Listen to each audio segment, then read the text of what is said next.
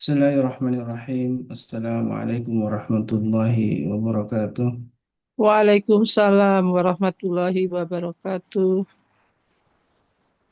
Innal hamdalillah nahmaduhu wa nasta'inuhu wa nastaghfiruh wa na'udzu billahi min shururi anfusina wa min sayyiati a'malina. May yahdihillahu fala mudilla lahu wa may yudlilhu fala hadiya lahu. Asyhadu an la ilaha illallah wahdahu la syarika lahu wa asyhadu anna Muhammadan abduhu wa rasuluhu alladzi la nabiyya wa la rasula ba'dah. اللهم صل وسلم وكرم وبارك على أشرف الأنبياء والمرسلين شفيعنا ومولانا وقدوتنا وإمامنا محمد وعلى آله وصحبه ومن اتبعهم بإحسان إلى يوم الدين أما بعد. Jamaah yang dirahmati Allah, ma'asyiral muslimin wal muslimat, alhamdulillah wa syukurillah ala ni'matillah. Kita kembali berjumpa dalam keadaan sehat walafiat dan punya waktu untuk terus beramal saleh dan mudah-mudahan umur yang Allah siapkan untuk kita semua menjadi umur yang barokah dan tentu buah dari iman dan Islam yang alhamdulillah kita syukuri hingga saat ini Allah masih mengistiqomahkan kita dengan hidayah dan taufiknya.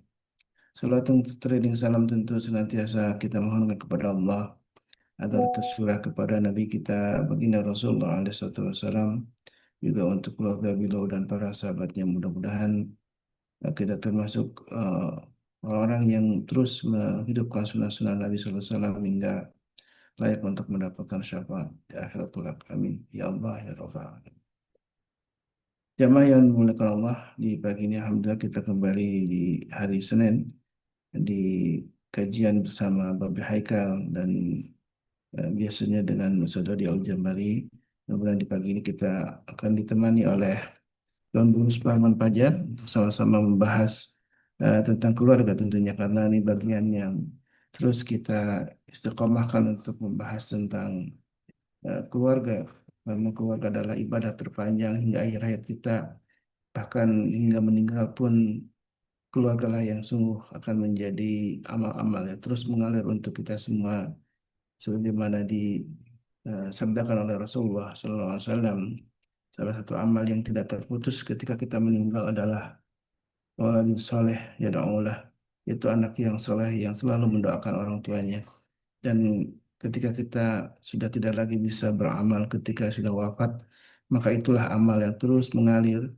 Selain tentu ada amal sedekah jariah dan amal ilmu yang bermanfaat yang juga disebutkan dalam sabda Nabi yang mulia. Ada tiga hal yang terus abadi hingga terus walaupun kita sudah tidak lagi bisa beramal, ternyata amal-amal ketika kita mendidik anak-anak kita dalam keadaan iman dan Islam, kita mendidik mereka menjadi anak-anak yang soleh, maka sungguh itulah amal yang abadi yang terus akan mengalir kepada kita semua. Dan doa-doa mereka yang terus untuk orang tuanya menjadi doa yang akan meringankan beban kita di alam barzah, bahkan di akhirat pun ketika yaumul hisab, salah satu amal atau orang yang bisa memberikan syafaat kepada kita adalah salah satunya anak-anak kita, ya, anak-anak yang soleh solehah yang mudah-mudahan Allah anugerahkan kita semua menjadi orang-orang yang bersyukur atas semua nikmat ketika kita terus mendidik anak-anak kita dengan pendidikan uh, iman dan juga akhlak yang mulia. Dan salah satu yang sudah dibahas di pekan lalu bersama Tuan Guru adalah salah satu nasihat yang disampaikan oleh seorang ulama Hujjatul Islam yang disebut uh, Syekhul Islam juga Ibnu Al-Ghazali rahimahullah taala, yang dalam kitabnya Ayyuhal Walad, sebuah nasihat ketika salah seorang muridnya meminta nasihat setelah sekian tahun belajar kepadanya, kemudian nasihat itulah yang dituangkan oleh Imam Al-Ghazali dalam kitabnya Ayyuhal Walad, yang dari kitab itu sesungguhnya nasihat itu pun menjadi nasihat kita orang tua kepada anak-anak kita. Masih ingat mungkin di pertemuan sebelumnya sebuah nasihat tentang usia, ya, yang eh, bermanfaat, yaitu orang yang Allah panjangkan umurnya dan wa husuna amaluhu, Yaitu adalah orang yang terbaik disebutkan dalam sabda Nabi yang mulia adalah orang yang mentala umruhu wa hasuna amaluhu, yaitu orang yang panjang umurnya, kemudian hasuna amaluhu dan juga baik amal-amalnya. Dan itulah sebuah keberkahan umur yang mudah-mudahan Allah anugerahkan kepada kita menjadi amal yang terus mengalir ya untuk orang-orang tua kita juga.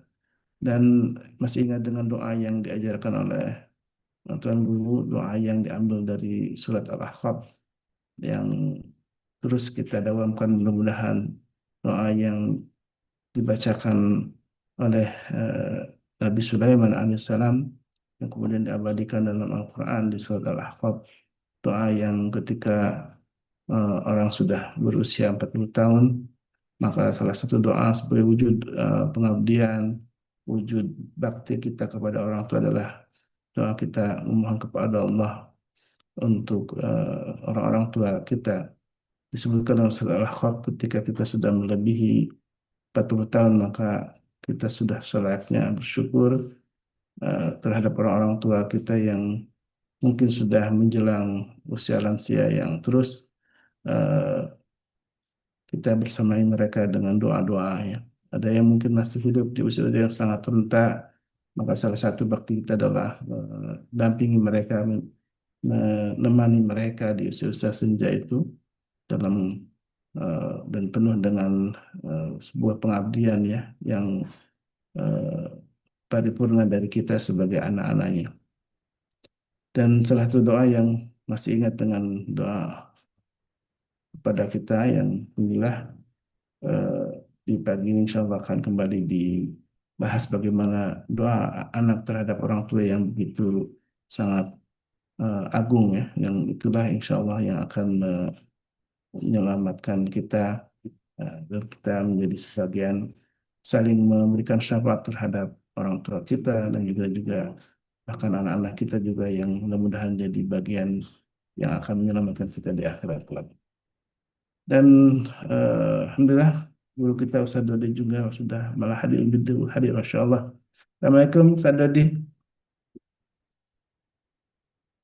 Ya, beliau insya Allah akan tetap menyimak ya eh, kajian ini yang mudah-mudahan Masya Allah Tuan Guru sudah hadir juga Alhamdulillah sudah bersama kita. Hmm, Masya Allah.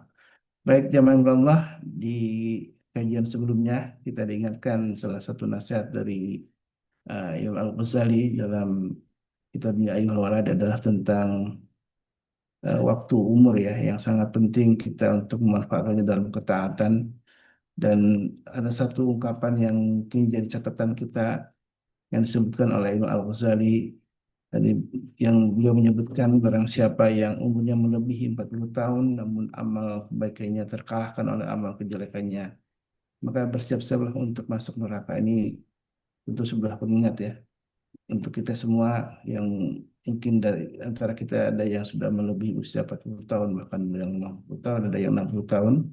Maka coba kita evaluasi apakah kita masih dalam kebaikan-kebaikan itu, sehingga kebaikan yang kita lakukan mudah-mudahan jadi wasilah kita Allah wafatkan dalam keadaan husnul khatimah. Amin ya Allah.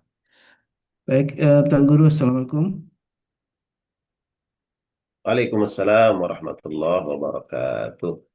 Masya Allah, tabarakallah. Alhamdulillah sehat, Tuan Guru. Alhamdulillah, asbahna bi ni'matillah. Baik, Tuan Guru, tafadhal masykura untuk melanjutkan kajian kita ya, yang merujuk kepada kitab Ayyuhal Walad, menjadi sebuah nasihat orang tua terhadap anak-anak kita. Tafadhal masykura.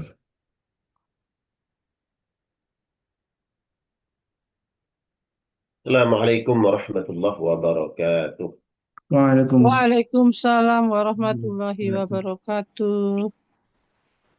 Alhamdulillah ala ihsanihi wa syukru lahu ala taufiqihi wa amtinani. Asyhadu an la ilaha illallah wahdahu la syarika lah wa asyhadu anna Muhammadan abduhu wa rasuluh. أرسله الله بالهدى ودين الحق ليظهره على الدين كله ولو كره الكافرون. Salawatullah wa salamu alaihi wa ala alihi wa ashabihi wa man sara ala nahjihi wa istanna bi sunnatihi ila yaumiddin, amma ba'du. اللهم لا علم لنا إلا ما علمتنا إنك أنت العليم الحكيم. اللهم علمنا ما ينفعنا وانفعنا بما علمتنا وزدنا علما وأصلح لنا شأننا كله ولا تكلنا إلى أنفسنا طرفة عين.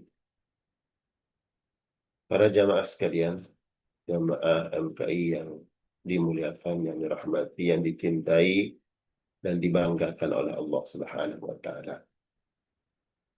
Puji syukur kita panjatkan kehadirat Allah Subhanahu wa taala.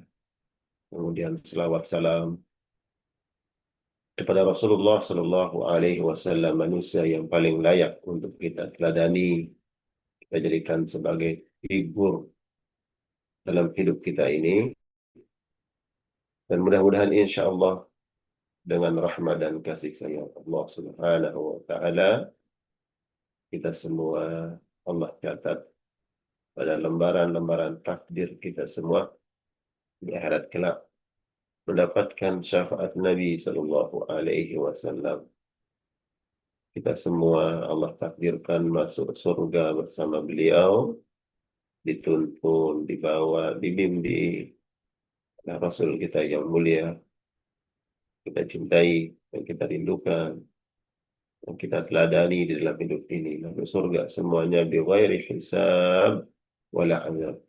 Amin ya rabbal alamin. Doa kita di pagi hari ini, waktu yang diberkahi oleh Allah Subhanahu wa taala, mudah-mudahan diijabah, dikabulkan oleh Allah Jalla Jalaluhu. Amin ya rabbal alamin. Apa kabar semuanya para bunda? Alhamdulillah, Ustadz. Barakallah. Semoga Ustadz Alhamdulillah. sehat selalu ya. Kita tadi Amin. yang paling nyaring suara jawab salamnya Bunda Elvina, makanya salah tersebut. Saya khawatir yang lain Masya Allah. tidak monitor. Tapi insya Allah semuanya hadir, mudah-mudahan diberkahi oleh Allah Subhanahu wa taala di waktu pagi ini.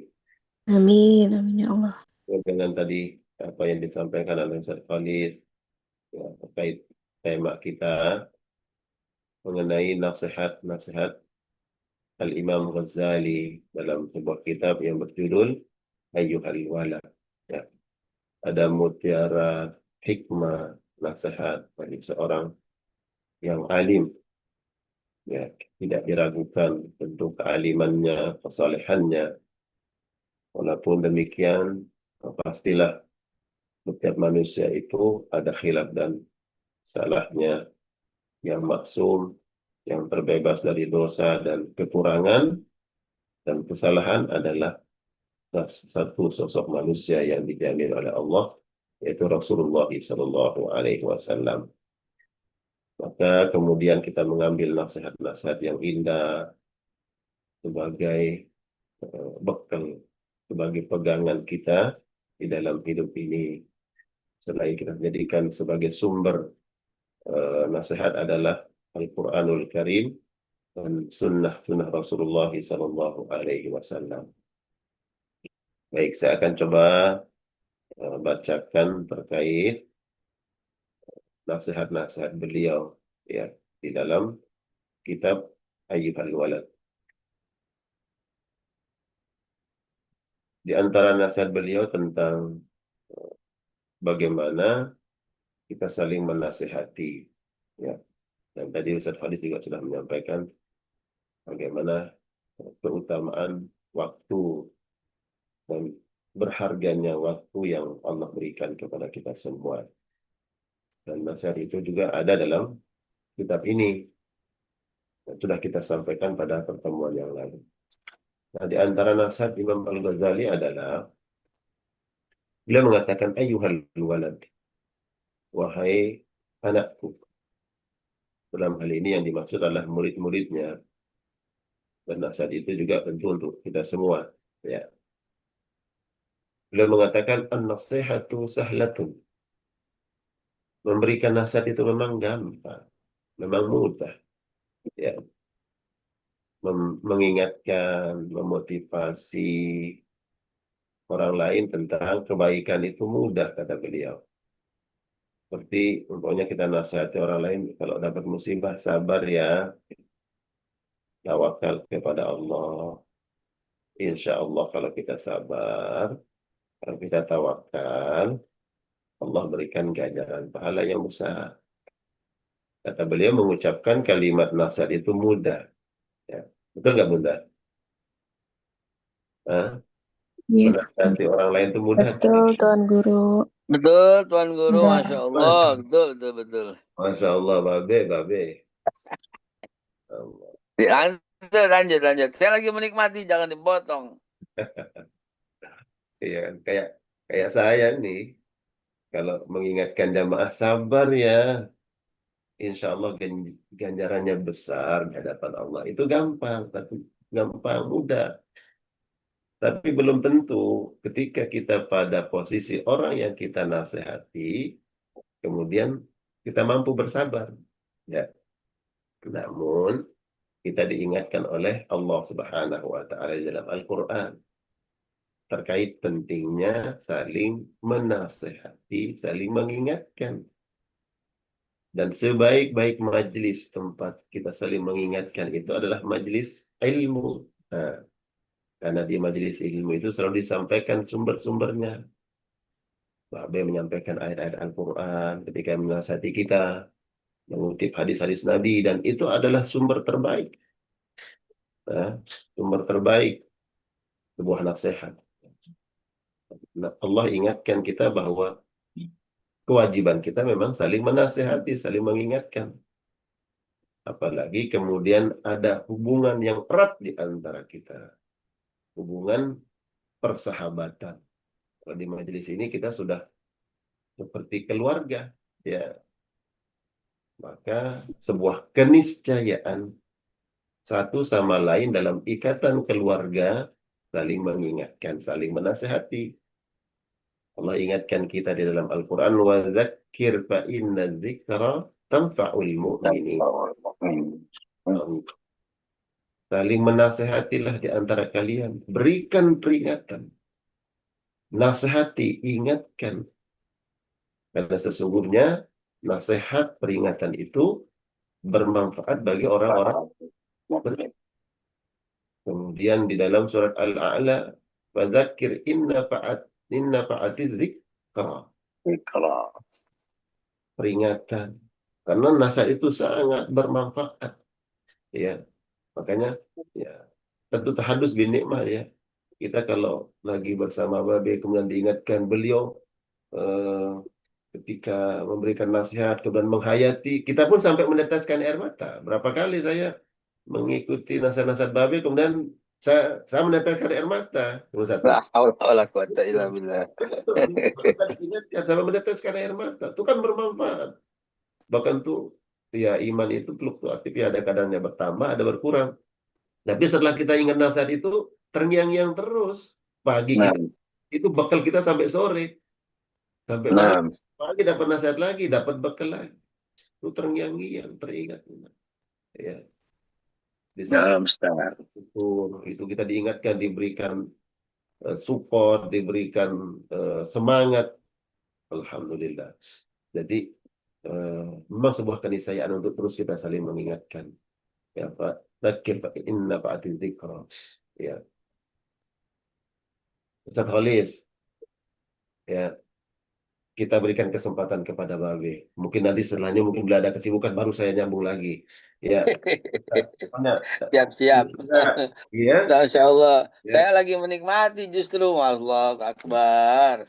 Ya memang sebetulnya Tidak Tuan Guru. wajadana batalat. Dan jadi memang Tuan Guru dan sahabat sekalian, saya memang pagi ini mau ke arah Tangerang, makan waktu mungkin 2 jam atau dengan kemacetannya mungkin 2,5 ke satu perusahaan yaitu Gajah Tunggal.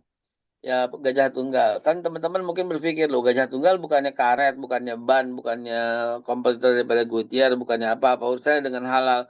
Saya mengapresiasi karena eh, sebagian daripada keuntungannya itu Gajah Tunggal memberikan berapa ribu gitu sertifikat halal untuk UMKM gitu. Jadi kepedulian halal ini sudah merambah bahkan kepada perusahaan-perusahaan yang kagak ada hubungannya dengan halal.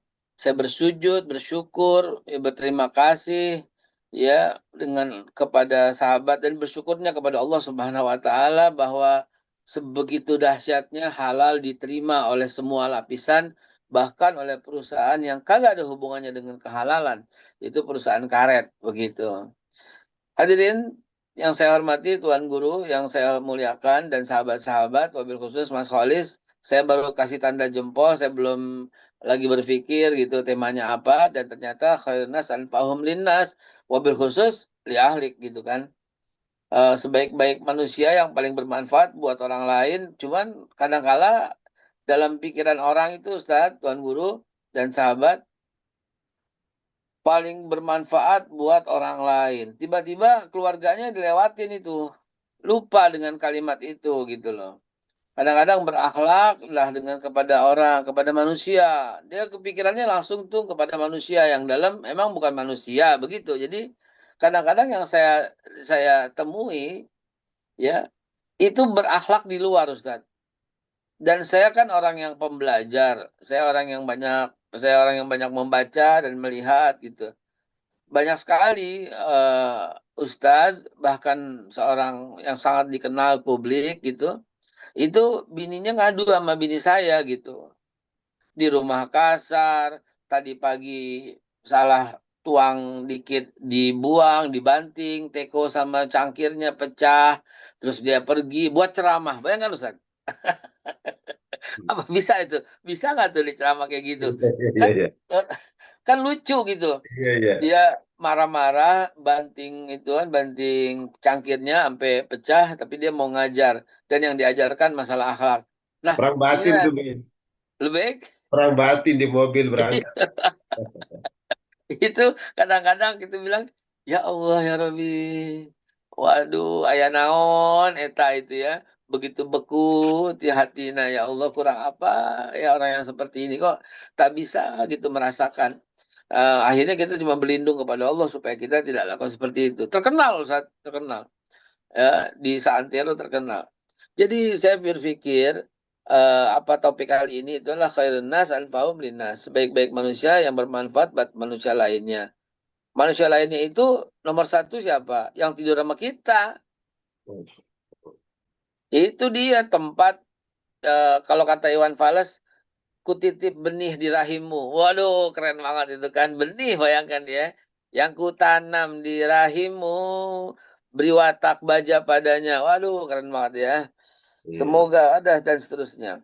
Nah, jadi apa namanya? Itu dia yang paling berhak mendapatkan lunak gitu ya. Bukan orang lain, bukan orang luar yang paling berhak mendapatkan kelembutan gitu ya.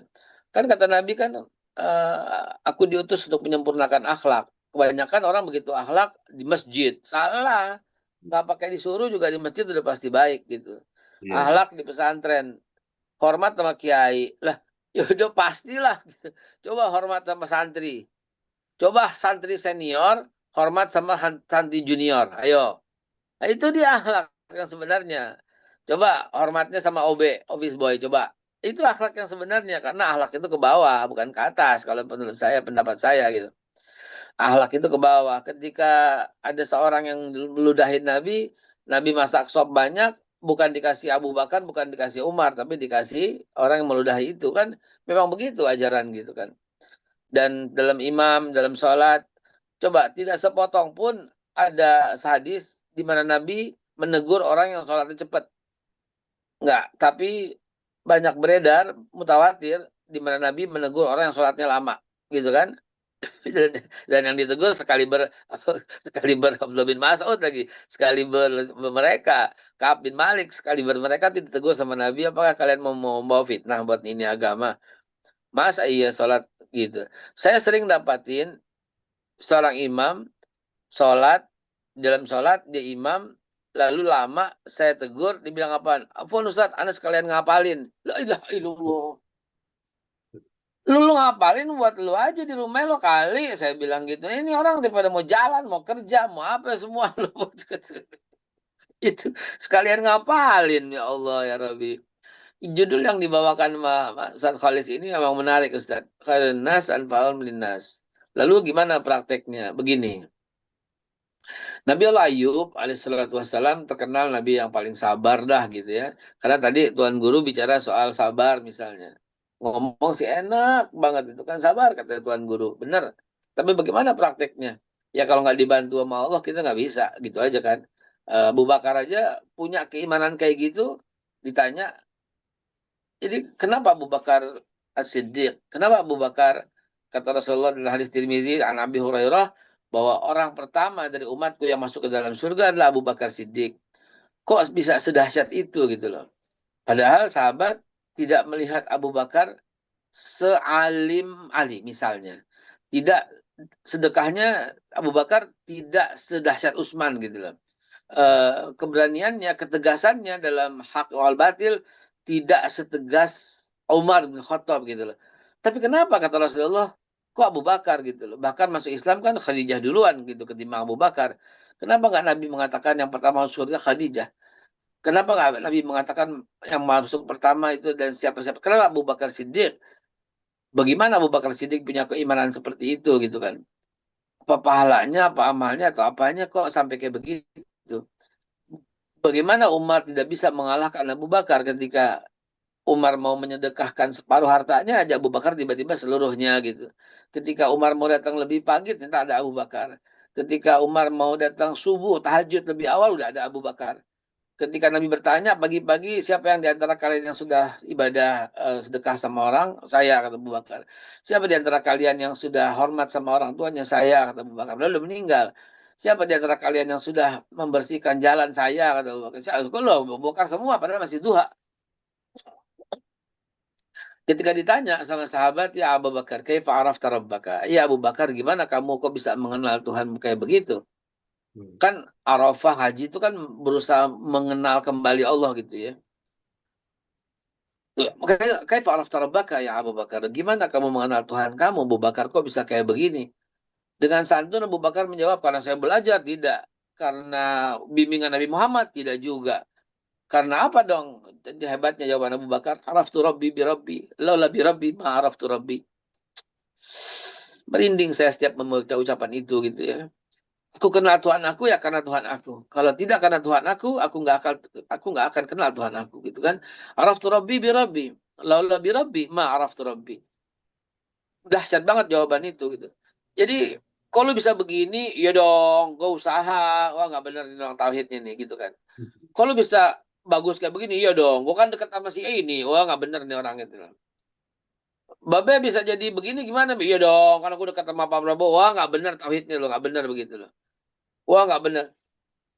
Sedahsyat itu iman Abu Bakar, maka ketika tadi Ustadz Guru, Tuan Guru Suparman menyatakan kita nggak bisa sabar kecuali kita bisa. Nah, araftu rabbi bi rabbi, laula bi rabbi ma araftu rabbi. Aku bisa sabar karena Allah membimbingku sabar.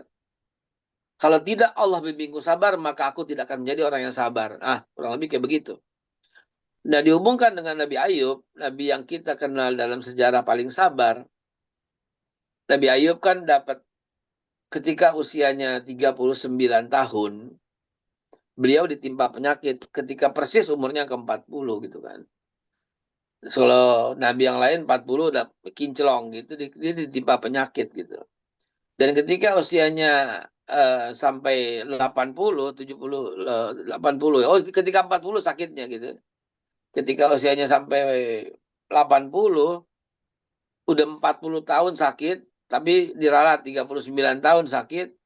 Sakitnya non-stop ya, 39 tahun itu ya. Lukanya nggak sembuh, menyenyel seluruh kulitnya, belatung ada di kepalanya, di tangannya gitu. Istrinya pun berkata, kamu kan nabi, kenapa nggak minta sama Allah gitu kan. Maka Ayub menjawab dengan simpel aja gitu kan, ya malu lah. Allah udah ngasih nikmat 40 tahun nggak sakit, baru 39 tahun sakit, istilahnya kayak gitu. Aduh, kita kan baru sehari, Allah angkatlah penyakit ini ya Allah. Baru sehari. Astagfirullahaladzim. Ya begitulah keimanan kita gitu kan.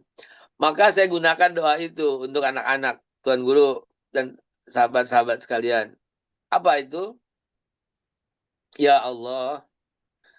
Kalau Nabi Ayub kan, Masaniyadur wa anta arhamar rahimin. Ya Allah, saya sakit. Dan engkau maha pengasih, maha penyayang. Artinya, terserah engkau ya Allah subhanahu wa ta'ala. Ya mulia Allah, ya karim, ya Allah. Terserah engkau ya Allah. Gitu kan. Masaniyadur wa anta arhamar rahimin. Ya Allah, aku sakit. Terserah engkau ya Allah. Gitu. Kalau di TikTok rame kalimat gini, aku ikut mau saja ya Allah, gitu. Kadang-kala kalimat itu kan keluar ketika kita udah nggak bisa ngapa-ngapain gitu loh. Nah ini masih bisa ngapa-ngapain gitu loh. Maka menyambung apa yang Tuan Guru sampaikan, izinkan saya menyampaikan satu doa yang selalu saya ucapkan pagi, siang, sore, malam. Walau nggak sempat, tetap saya ucapkan ya sambil beberes gitu ya. Mengikuti Nabi Ayub, tapi berdasarkan ucapan Nabi Muhammad. Ya Allah, khairun nas anfa'uhum linnas wa anta arhamar rahimin. Gitu. Ya Allah, terbaik. Berarti digabungkan tuh Be, ya ini buat jamaah nih. Berarti doa itu digabungkan ya Be ya? Betul, betul, betul.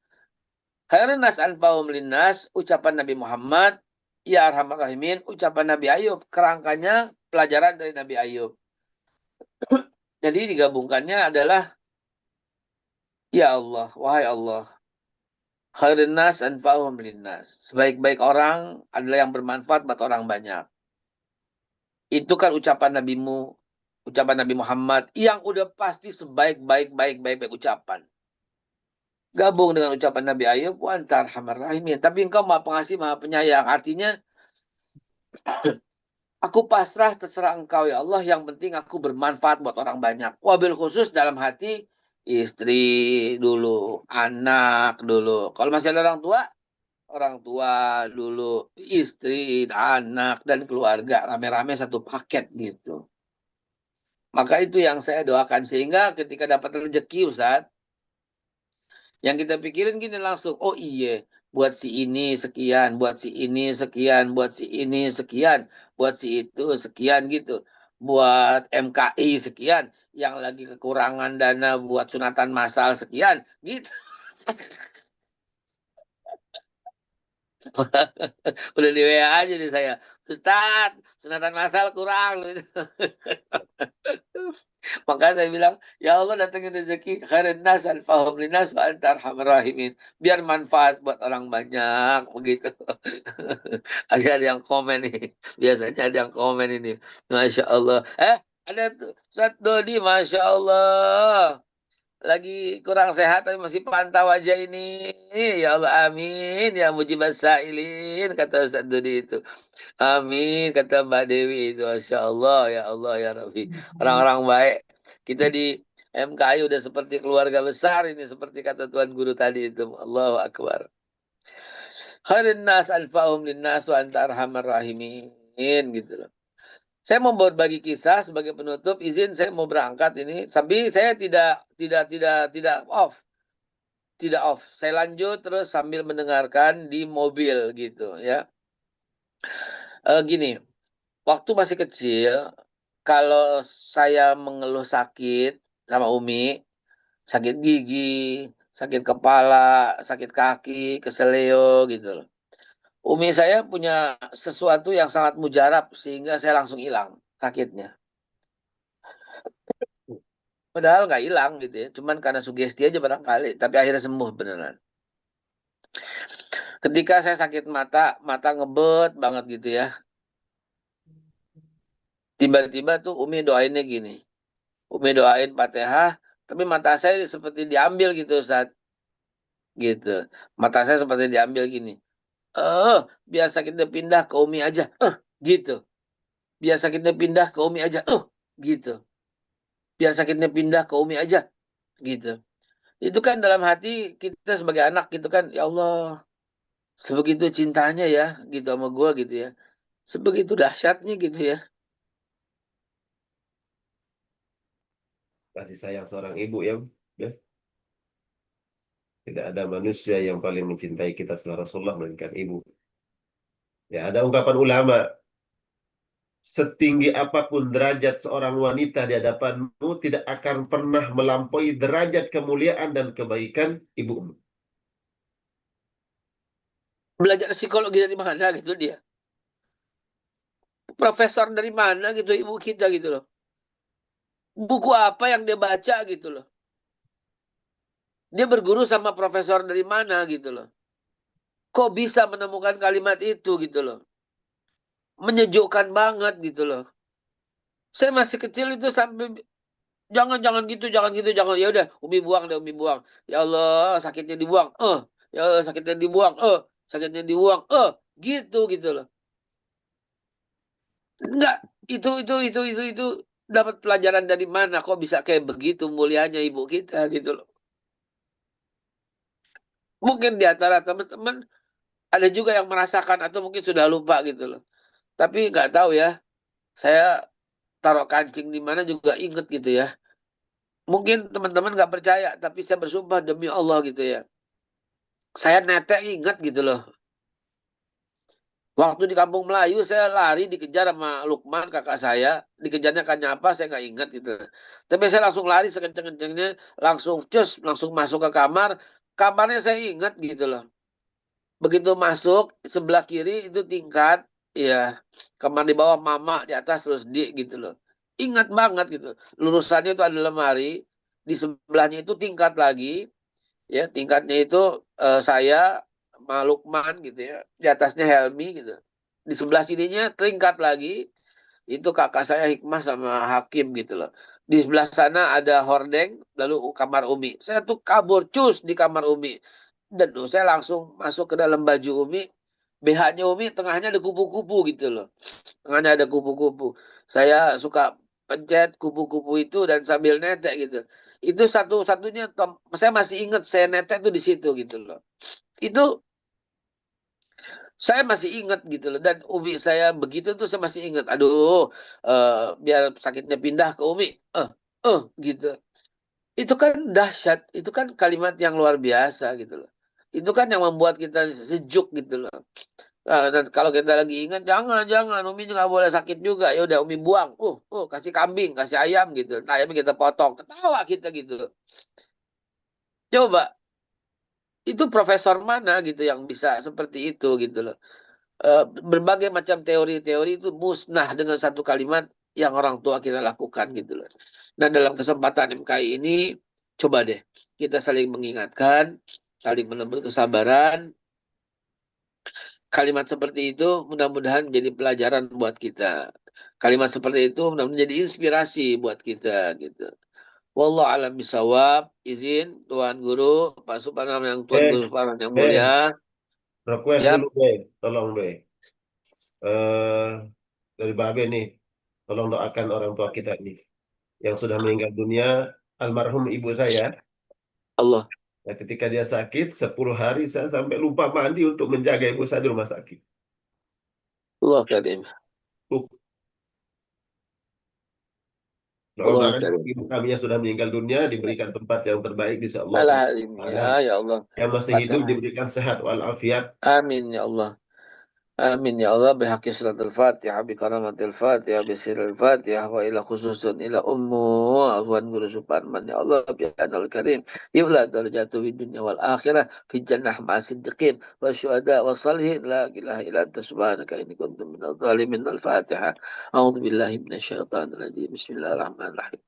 الحمد لله رب العالمين الرحمن الرحيم مالك يوم الدين إياك نعبد وإياك نستعين اهدنا الصراط المستقيم صراط الذين أنعمت عليهم غير المغضوب عليهم ولا الضالين آمين. اللهم بحق الفاتحة وبكرامة الفاتحة وبسر الفاتحة وبالمعجزة الفاتحة يا الله افتح لها أبواب الخير واجعلها من أهل الخير يا الله يا فرج لم كاشف الغم يا من ليبدي يغفر ويرحم يا ربنا واعف عنا وامحو الذي كان منا وإليها يا الله تائبنا إلى الله تائبنا إلى الله تائبنا الله يا الله بها يا الله بها يا الله بحسن الخاتمة يا الله بها يا الله بها يا الله بحسن الخاتمة يا الله بها يا الله بها يا الله بحسن الخاتمة غفرانك ربنا وإليك المصير لا يكلف الله نفسا إلا وسعها ما كسبت ولا كسبت وبالخصوص إلى أبو سليمان أم سبرمان يا الله إن كان في السماء فأنزله يا الله إن كان في الأرض فأخرجه وإن كان بعيدا فقربه إن كان مؤسرا فيسره وإن كان كبيرا فكثره يا الله بحق دعائك وبهائك وجمالك وقوتك وقدرتك وعصمتك آتنا وآتها من عبادك الصالحين مع الصديقين والشهداء والصالحين ومع رسول الله صلى الله عليه وسلم من قبول biar bersama Rasulullah sallallahu alaihi wasallam. Amin ya Allah ya rabbal alamin. Allahu Akbar, Allahu Akbar. Wabil khusus ila guru kita Tuan Pak Dodi, Tuan Guru Suparman, wabil Ustaz Dodi Al-Jambari. Saya lanjut mau berangkat, izin ya Allah ya Rabb. Izin Ustaz, saya berbenah ini, tapi saya tidak matikan Zoom-nya. Mudah-mudahan selama Amin. Zoom ini Syukuran menyala, syukuran. selama Tuan Guru Semoga ada dalam di kita sana, ditabah Allah untuk almarhum. Ibunda tersenyum. Ibunda tersenyum. Ibunda tersenyum. Saya yakin Ibunda tersenyum. Yakin, hakul yakin, ainul yakin. Amin. Aduh, masih didoain sama anak gue.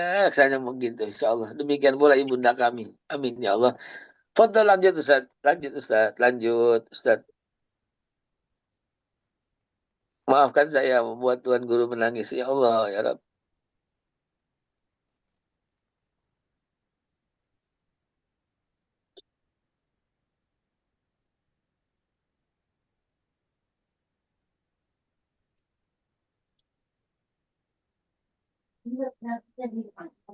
Semoga tempatkan terbaik untuk keluarga kita yang sudah kembali ke Rasulullah. Amin. Amin. Ya Allah, ya Rabbal Amin. Alamin. Semoga doa kembali kepada Pak Abi dan keluarga Pak Abi. Amin, ya Allah, ya Rabbal Alamin. Keluarga kita di Majelis Keluarga Indonesia. Amin, ya Rabbal Alamin. Amin, ya Karim. Saya sebelumnya ada satu lagu. Saya kadang suka menganalogkan lagu itu kepada orang yang saya cintai. Ada lagu mungkin yang seumuran tahu gitu ya. Lagu itu dinyanyikan oleh Mutiara dari Timur, Andi Meriam Matalata gitu ya. Mungkin yang seumuran tahu lagu itu ngetop sekali ya.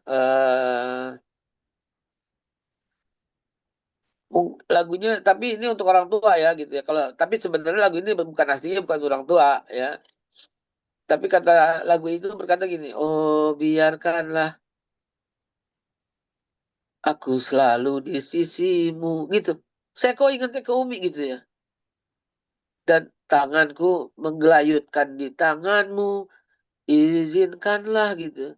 Biar aku lelap di pundakmu, mendampingimu kemanapun. Itu mungkin lagu itu untuk kekasih gitu ya. Tapi kok untuk pacar dalam hal itu gitu, dalam lagu itu. Tapi kok saya ingatnya ke Umi gitu ya. Jadi lagu Andi Meria Matalata, Mutiara dari Timur itu, kok saya jadi nangis dengernya gitu. Lah, kenapa gue nangis gitu ya? Karena yang saya bayangkan tuh ibu gitu ya. Lalu ada sambutan di sana gitu. Oh, takkan ku biarkan cinta kita terpisahkan.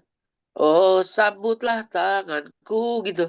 Walaupun mati aku bersamamu gitu kan. Wah, keren banget gitu. Sampai mati aku tetap bersamamu gitu. Dan yang nyanyiin udah mati gitu. Waduh. Apalagi untuk Nabi Muhammad gitu ya.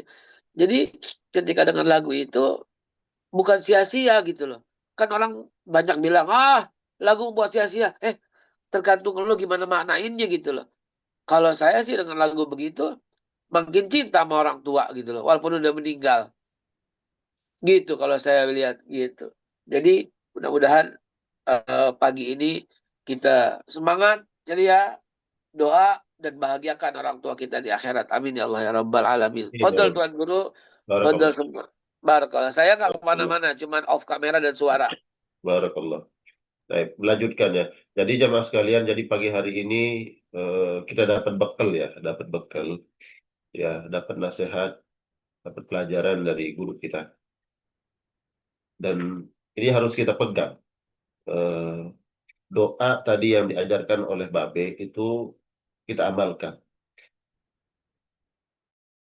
Dari sumbernya dari hadis Nabi, khairun nasi anfa'uhum linnas. Berarti kita berdoa kepada Allah Subhanahu wa taala, minta agar Allah jadikan kita manusia yang bisa menghadirkan manfaat buat orang lain. Dan orang yang paling berhak menerima manfaat dari kita adalah orang-orang yang terdekat dengan kita, yaitu keluarga kita, orang tua kita, istri, suami, anak. Kemudian disambung dengan doanya Nabi Ayub. Nanti para bunda buka googling ya, surat Al-Anbiya ayat 83.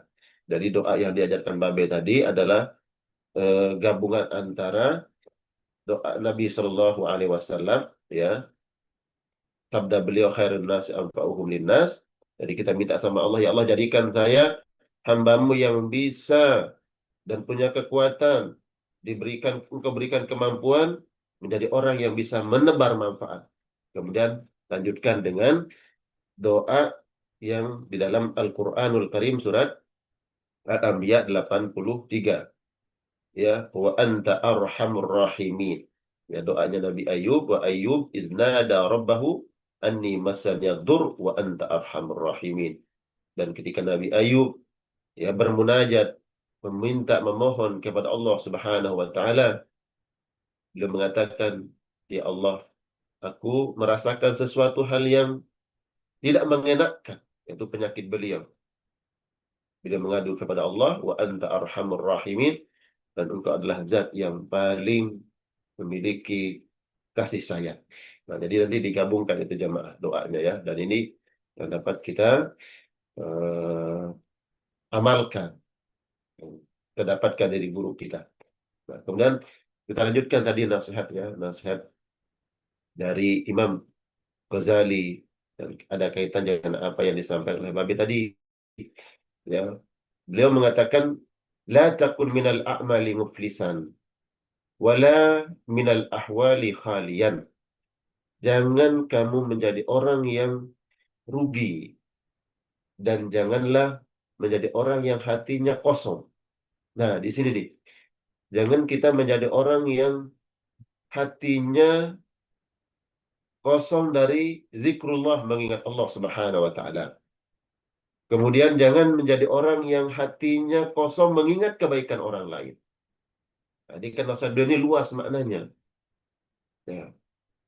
Penuhi hati kita dengan zikrullah, mengingat Allah Subhanahu wa taala. Ini hablum minallah kita. Kemudian penuhi hati kita dengan mengingat kebaikan orang lain. Jangan lupakan jasa. Jangan lupakan kebaikan orang lain. Karena ketika seseorang melupakan kebaikan ya yang dilakukan oleh orang lain terhadap dirinya, maka inilah yang menyebabkan manusia lupa untuk berbuat ihsan terhadap orang lain.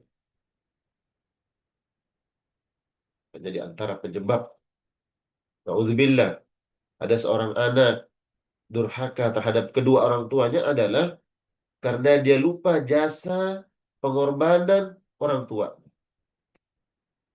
Seorang suami tadi yang Babe ceritakan, ya, contoh kasus.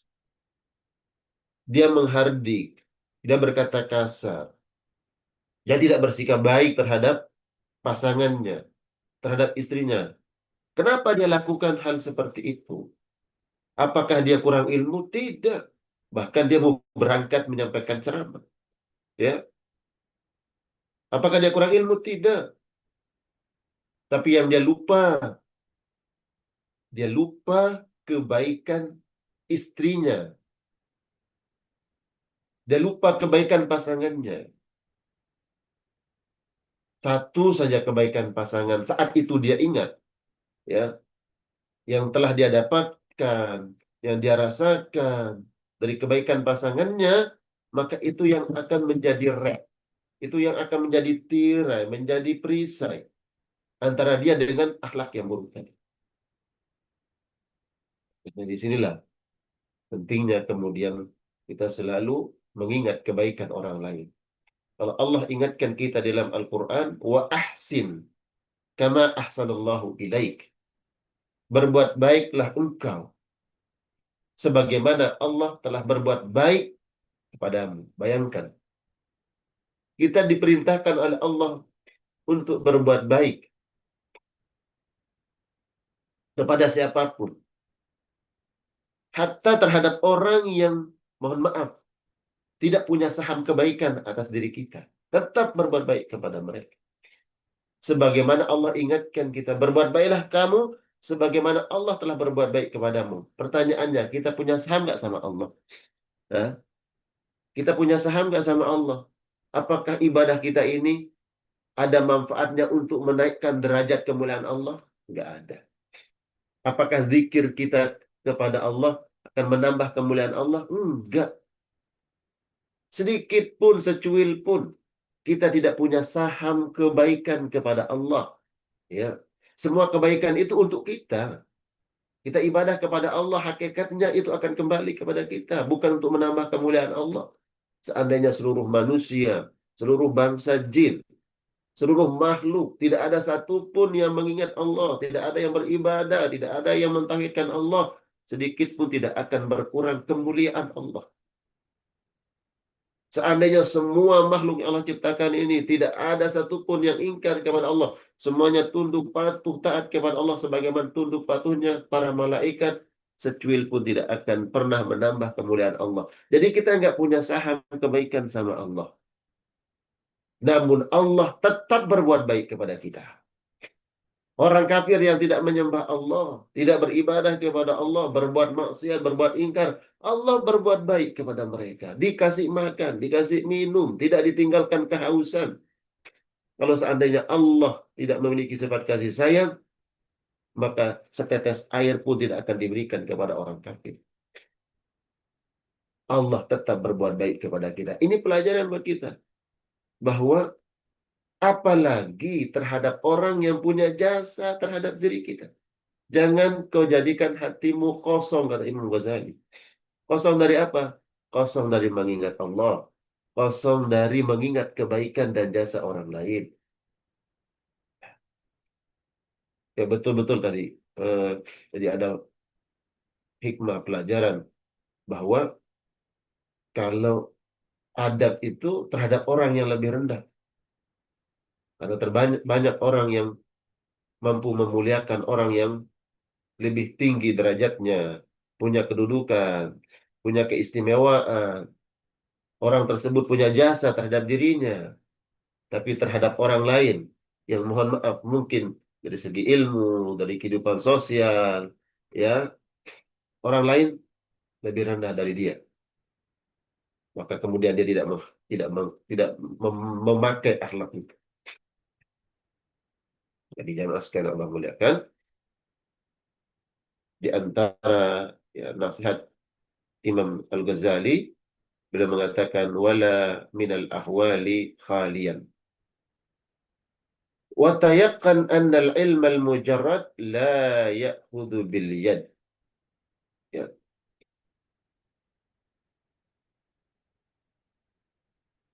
Dan ketahuilah bahwa ilmu yang kita dapatkan tidak akan ada nilai manfaatnya kalau tidak diamalkan. Nah, ini makna la ya'khudhu bil yad. Hanya ilmu pengetahuan yang kita pahami, yang kita mengerti, yang sampai kepada kita, tapi ilmu itu tidak kita amalkan. Kalau hari ini kita belajar tentang akhlak, bahkan setiap kajian kita di majelis MKI ini selalu diingatkan oleh guru-guru kita, terutama Pak Habis mengingatkan kita, selalu beliau ingatkan bagaimana berakhlak dengan orang tua, bagaimana berakhlak dengan istri, bagaimana berakhlak dengan suami, bagaimana berakhlak dengan anak, mencintai mereka. Itu ilmu itu sudah sampai ke kita. Ya. Kalau seandainya itu ditulis, ya, ditulis mungkin sudah berapa jilid tuh. Ya, kalau sudah tulis nasihat-nasihat yang diberikan oleh guru-guru kita. Tapi semua itu kata Imam Ghazali, ingat, ilmu itu tidak akan ada nilai manfaatnya kalau tidak diamalkan, ya, tidak dipraktekkan. Kita tahu tentang akhlak bagaimana kasih Oh, sayang dengan keluarga, kepada Allahumma suami, kepada istri, kepada orang tua. Kalau kita tidak amalkan, kata beliau, nggak ada nilainya, nggak ada manfaatnya. Ya, tadi diceritakan ya sama Babe, gimana tuh? Ya, ada orang mau ngisi ceramah, mau mengajarkan tentang akhlak, tentang bakti kepada orang tua, berbuat baik sama pasangan, tapi di saat yang bersamaan, ya, melakukan sesuatu hal yang kontradiktif, suatu hal yang bertentangan dengan apa yang disampaikan. Itu kan perang batin. Artinya, tentu ini sebagai pelajaran, sebagai hikmah buat kita semua. Dan kita insyaallah. minta kepada Allah, ya. Kita minta kepada Insya, Allah. Allah berikan kekuatan kepada insyaallah. kita. Allah berikan kekuatan kepada kita untuk Amin ya menerapkan rabbal ilmu yang alamin. disampaikan oleh guru kita. Amin ya rabbal alamin. Baik, masih sama Babe. Masih Fadol, saya Oh, pendengar lanjut. aja. Udah di mobil ini pendengar aja, insyaallah. Barakallah. Baik, Ustaz Walis, mungkin kita berikan kesempatan ke jamaah udah jam 6:30. Mungkin ada yang ingin request pertanyaan ke Babe atau ke saya atau ke Ustaz Dodi. Monggo. Tafadhol, Ustaz Walis.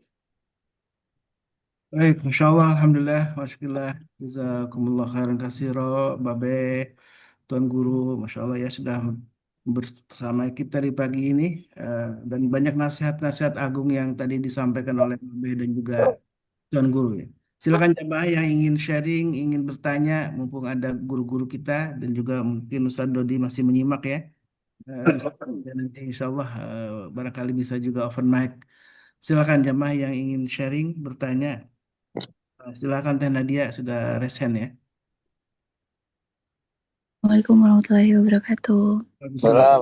Nah, Saya teringat yang kata Babe bilang, biar sakitnya buat Umi aja. Itu saya ngerasain sampai saya segede gini gitu. Waktu pas mau melahirkan anak saya yang kedua.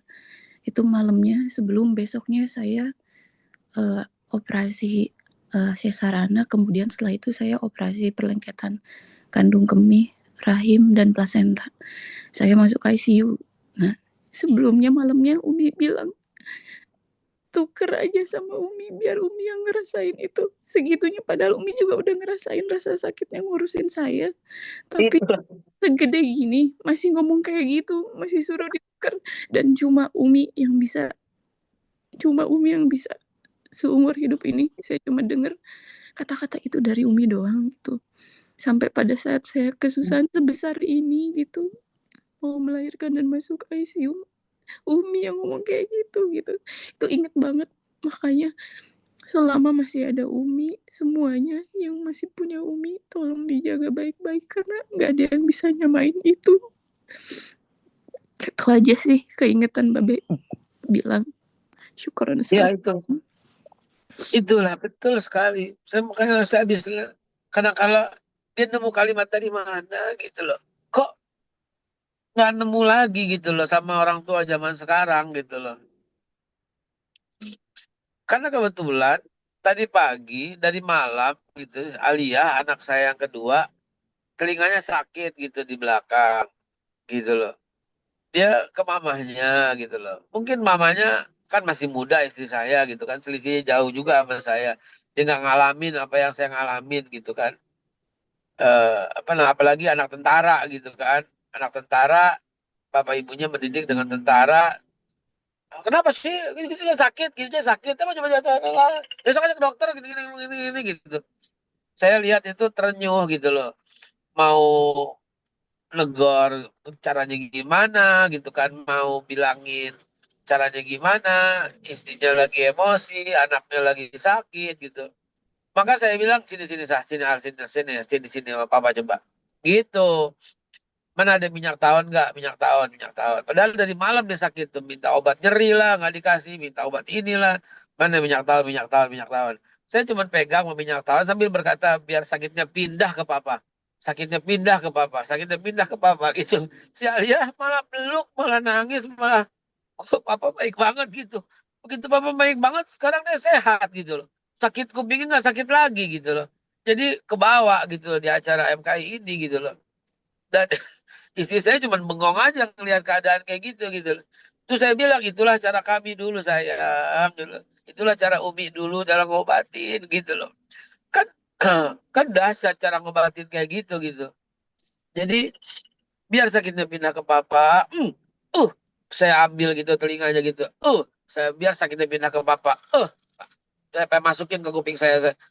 Biar sakitnya pindah ke papa. Gitu. Itu kalau menurut saya itu keren, sekeren-kerennya keren gitu loh menurut saya gitu. Dan itu psikologisnya dahsyat gitu loh. Dan itu memang yang diperintahkan wa'mur ahlaka bisalah wastabir 'alaiha. Ya, kan nomor satu suruh anak-anak lu sholat dan lu contohnya coba gimana sabar kayak gitu. Wastabir 'alaiha dan bersabarlah kepadanya gitu loh. Dalam keluarga itu ya, bapak ahlu gitu. Jadi ya itulah yang diajarkan, itulah yang dipraktekkan dan cara orang tua kita dulu dari neneknya lagi mungkin dari buyutnya lagi mungkin kita terapkan hari ini untuk anak-anak kita. Demikian tanggapan untuk Teh Nadia. Baik. Kalau anak-anak sekarang, mungkin orang tua sekarang saja, tidak, Bapak mungkin bisa mengomentari, kira-kira tidak lagi mengenal apa namanya nasihat-nasihat agung atau cara-cara sangat unik tadi. Kenapa, Bah ya? Apakah memang terlalu rasional, terlalu pola pendidikannya berbeda atau gimana? Bisa lebih. Alia kurang kurang rasional apa gitu loh. Karena begitu sakit dia mampu menjelaskan dengan Google-nya gitu loh. Kurang rasional apa dia ketika dia mempertanyakan kenapa si A Kristen, si B Buddha, si C Hindu gitu loh. Kurang rasional apa dia katakan bahwa dia bisa berdebat saya soal jilbab misalnya. Tapi rasionalitas itu musnah dengan kelembutan akhlakul karimah. Percaya saya, percaya saya. Rasionalitas itu hancur, debat itu hancur dengan akhlakul karimah. Ya, ada yang kalimat ini keluar dari kalimat dari mulut saya karena saya tahulah sesuatu yang tak mungkin ya nggak enak kalau saya ceritakan gitu ya. Tapi rasionalitas itu seringkali hancur berantakan dengan akhlakul karimah. Percaya saya. Mau rasional apapun anak Anda, mau rasional misalnya gitu ya. Pak, banyak kok orang ini contoh nih, contoh. Saya oke lah saya cerita ya, saya menyetop anak bukan anak saya ya, anak kakak yang merokok dengan cara yang sangat akhlak gitu. Dia perokok, ponakan jadinya. Dia merokok gitu loh ya. Dan dia bilang, bukankah umur di tangan Tuhan? Dia bilang gitu. Dan banyak orang yang nggak ngerokok umurnya panjang, banyak orang ngerokok sakit-sakitan. Dia bilang gitu. Kenapa kamu bilang begitu? Bapaknya ambil rokoknya, banting buang. Gitu. Bapaknya marah-marah, digebukin sama bapaknya, ambil rokoknya, dibuang gitu loh. Dan itu nggak menyelesaikan masalah, karena dia tetap aja ngerokok tanpa sepengetahuan ayahnya gitu loh. Dan ketika ketemu saya ngerokok, saya peluk, saya usap kepala keponakan itu sambil berkata, kamu sedang menghancurkan ayah kamu. Saya bilang. Kok gitu loh. Ya, ayah kamu begini. Tahu nggak ayah kamu tuh cari uang dengan cara begini. Dan kamu menghabiskannya dengan cara seperti ini gitu loh. Tunggulah ketika kamu punya uang sendiri. Tunggulah ketika kamu udah bekerja sendiri sayang. Gitu loh. Jangan hancurkan ayahmu dengan cara seperti ini. Dia membanting tulang, nangis itu anak. Berhenti ngerokok gitu kan. Berhenti ngerokok gitu dengan hal. Jadi rasionalitas yang seperti Mas Khalid sampaikan, I guarantee you Pak, rasionalitas itu hancur dengan akhlakul karimah. Nggak ada yang lebih tinggi daripada al-kalimah. Ini firman Allah nih, Mas Khalid. Ya, nggak ada yang lebih tinggi daripada kalimat.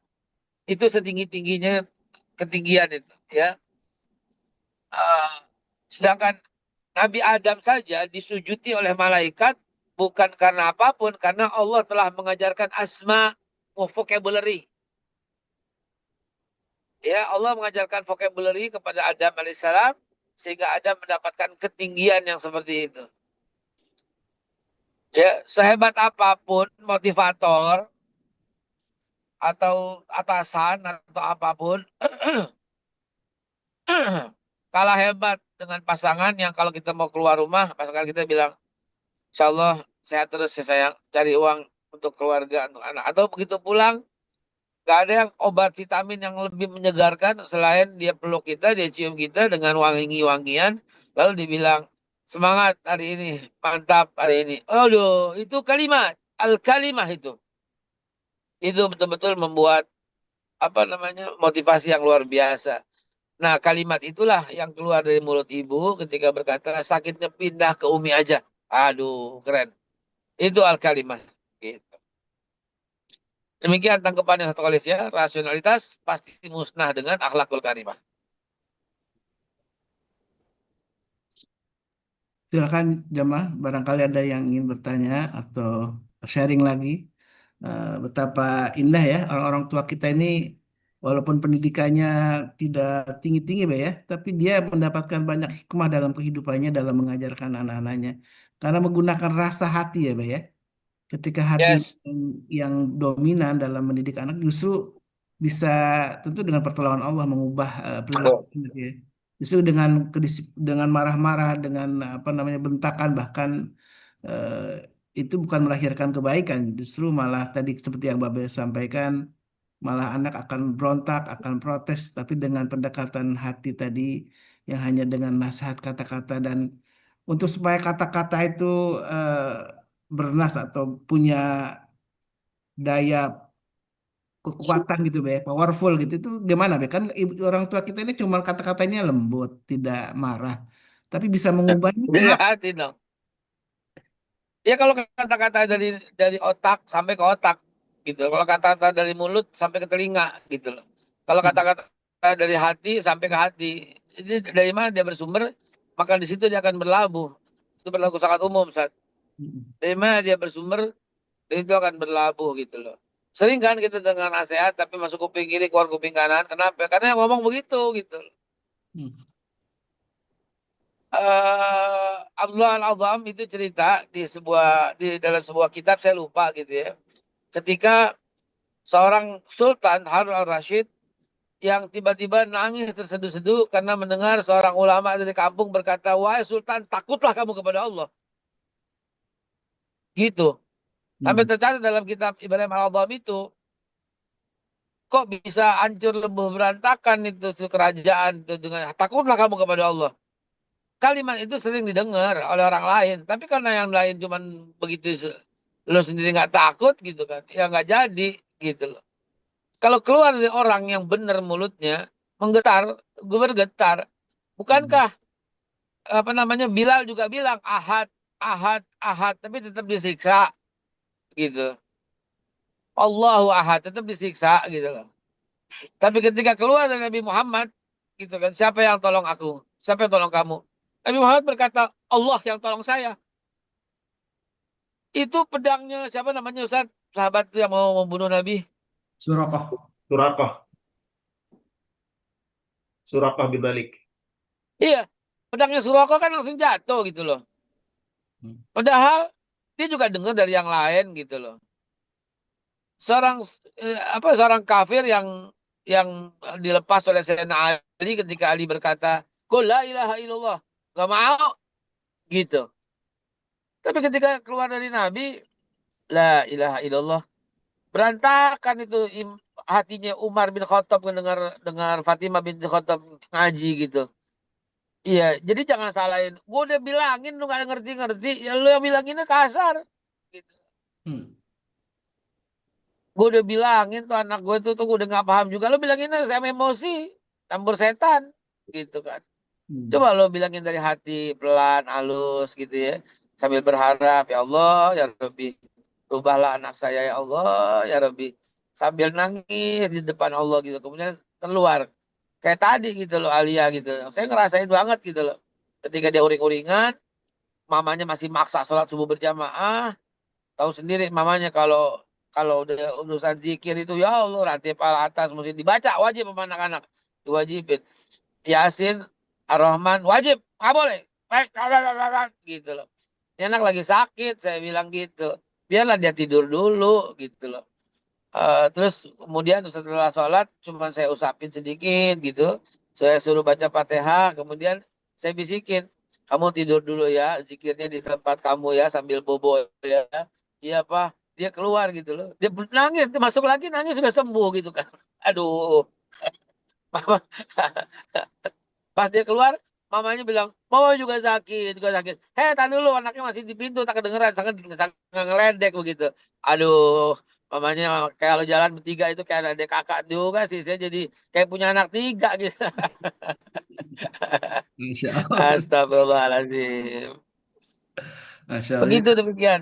Insya Allah. Kata itu harus keluar dari hati ya. Mungkin Tuan Guru ada apa nih? Bagaimana supaya kata-kata kita ini punya powerful, punya kekuatan untuk anak-anak kita? Apa yang nasihatnya, Tuan Guru?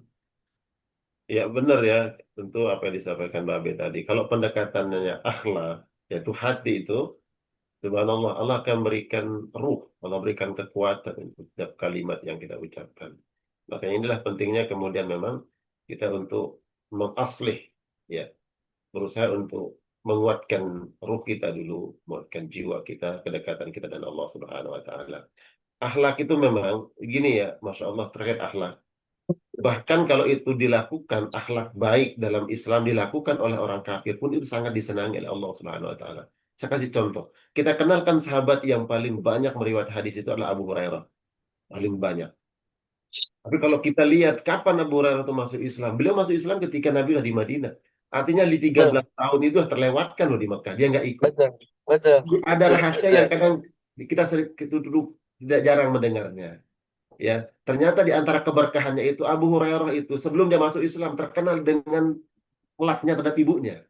Dia tidak pernah keluar rumah beraktivitas apapun sebelum masuk Islam kecuali dia datang ke rumah ibunya dengan keyakinannya saat itu ya. Dan itu kemudian beliau lakukan apalagi setelah sama akhlak yang dilakukan dengan apa yang dibawa oleh Nabi Shallallahu Alaihi Wasallam. Jadi itulah rahasia keberkahannya Abu Hurairah. Kalau memang beliau selalu mulazamah menemani Nabi Shallallahu Alaihi Wasallam. Tapi di balik itu kan ada rahasia yang kadang kita nggak tahu. Ya, ada rahasia unggulan amalan soleh yang ternyata sejarah mengingatkan kita itu.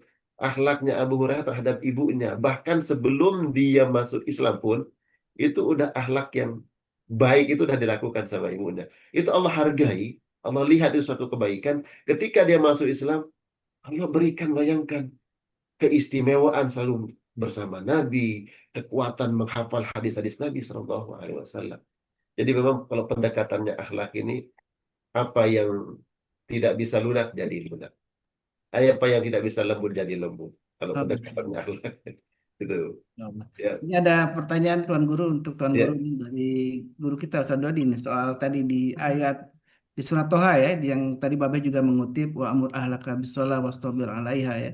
Di ayat Hmm. 132 ini kan menggunakan kata wastobir tidak wasbir. Ini memang ada rahasia apa ketika Allah menggunakan diksinya wastobir ketika kita menyuruh keluarga kita, anak-anak kita untuk sholatin dengan wastobir dan bersabarlah ketika menyuruh sholat. Ini apa rahasianya, Tuan Guru?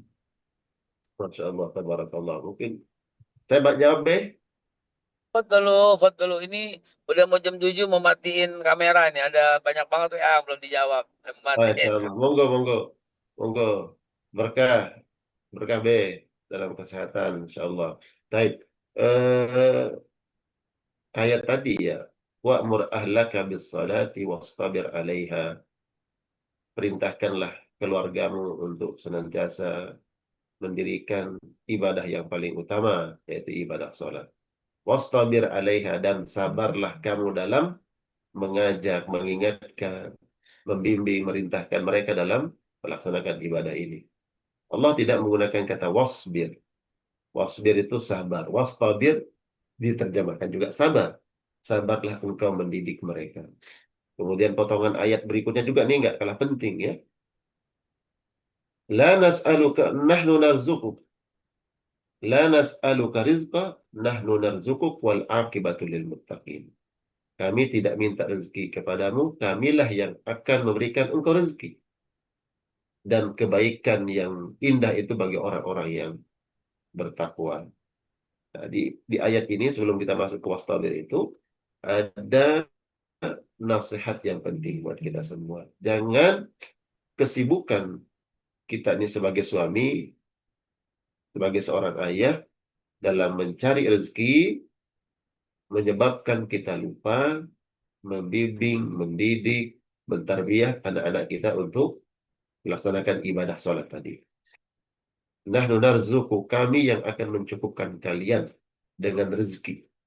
Jadi jangan kesibukan kita ini kemudian melupakan tanggung jawab tadi, tanggung jawab terhadap keluarga, anak, istri, dan keluarga kita. Nah, adapun terkait dengan wastabir itu yang diartikan, dimaknai dengan sabar, kenapa tidak menggunakan kalimat wasbir? Biasanya gini ya, biasanya kata sabar itu digunakan di dalam Al-Quran. Kalau kita lihat ayat-ayat adalah sesuatu hal buruk menimpa kita. Sesuatu hal yang buruk akan menimpa kita, maka kemudian kita diperintahkan untuk wasbir, maka sabar. Nah, adapun kalimat wastabir itu kita sedang memerintahkan sesuatu hal kebaikan yang tidak disukai oleh jiwa, oleh hawa nafsu, biasanya kepada orang yang kita ingatkan. Bukan kita yang nggak suka, tapi orang yang kita ingatkan itu biasanya tidak suka dengan apa yang kita sampaikan. Adapun sabar itu biasanya adalah sebuah kekuatan jiwa kita menghadapi, menerima sesuatu hal yang kita tidak sukai. Ya. Nah, ini kita menyampaikan sesuatu yang tidak disukai oleh orang lain. Ya, maka kemudian Allah ingatkan kita wastabir. Karena ini perkara di luar kendalimu. Kalau kita kan bisa mengendalikan diri kita, bisa menguatkan jiwa kita, menghadapi, ya, menerima, memproteksi diri kita dari sesuatu yang kita tidak sukai. Maka ini perlu kesabaran, wasbir.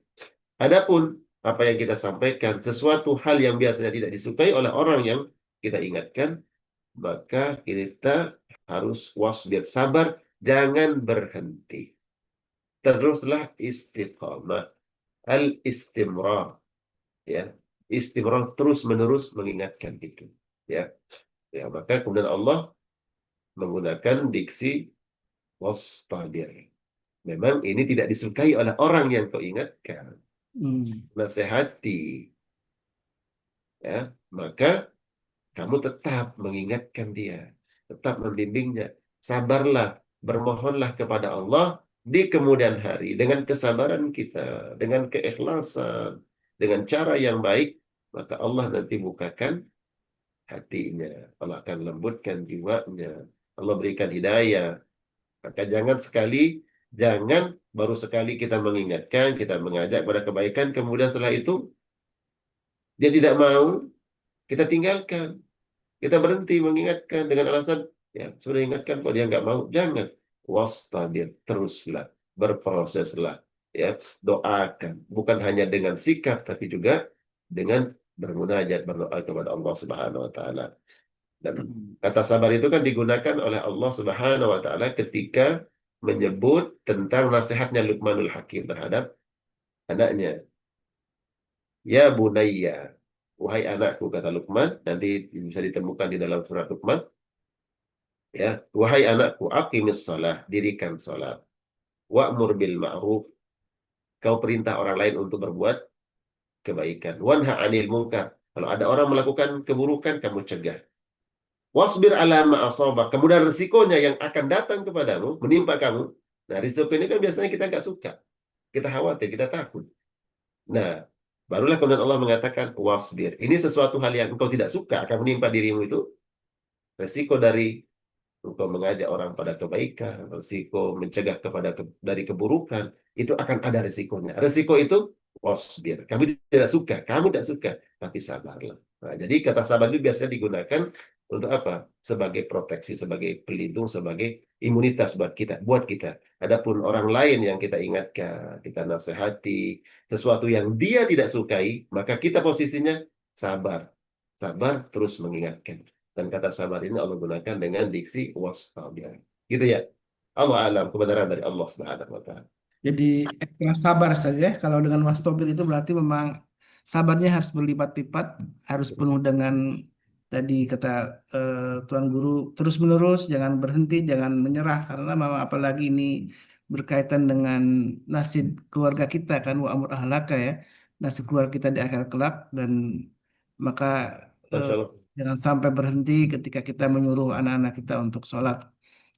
Kalau perintahnya kan ketika sudah berumur 7 tahun ya, dalam hadis Nabi diperintahkan untuk sholat dan mungkin diawali dengan contoh-contoh dari orang tuanya. Kemudian ketika usia 10 tahun tidak mau sholat maka bahkan harus dengan hukuman fisik saja, dengan Ya, memukul, barakallah. dan tentu memukulnya pun dengan etika, dengan adab-adab yang khusus gitu ya.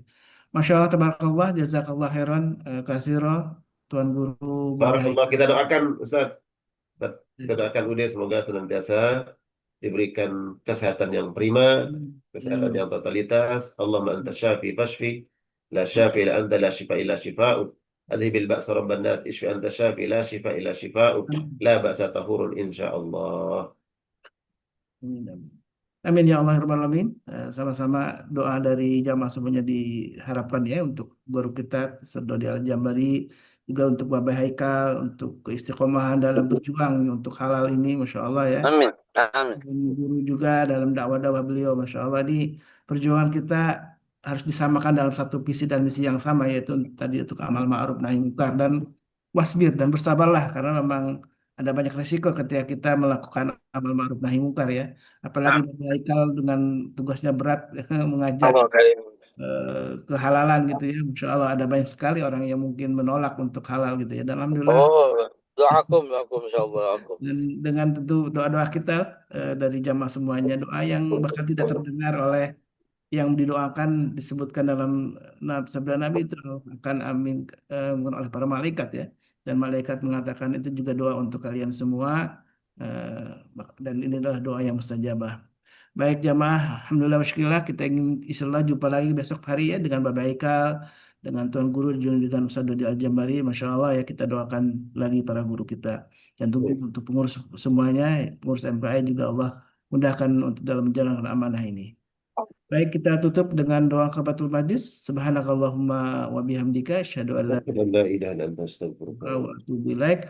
Mohon maaf kalau ada khilafan dari kami. Alaikum hadana wa iyyakum. Summa assalamualaikum warahmatullahi wabarakatuh. Waalaikumsalam warahmatullahi wabarakatuh. Waalaikumsalam warahmatullahi wabarakatuh. Jazakumullah khairan. Allahumma arhamna bil Qur'an waj'alhu lana imaman wa nuran wa hudan wa rahmah. Allahumma zakkirna minhu ma nasina وعلمنا منه ما جهلنا